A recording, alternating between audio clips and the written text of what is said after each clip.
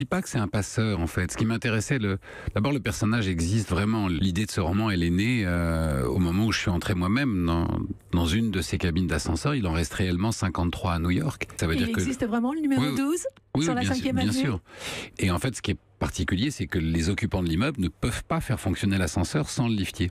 Mais ce qui m'intéressait beaucoup, ce qui m'a fasciné et qui a tout de suite fait naître l'étincelle de cette histoire, enfin l'idée de cette histoire, c'est que lorsque je suis montré dans l'ascenseur, ce liftier se tenait de dos, il était presque dans l'ombre, et je me suis aperçu que dans la cabine, lui voyait tout le monde, il entendait tout le monde, et personne ne le voyait ni l'entendait. Et immédiatement, je me suis dit, mais c'est incroyable, cet homme sait tout des gens qui vivent dans cet immeuble, et qu'est-ce que les gens qui vivent dans cet immeuble savent réellement de lui.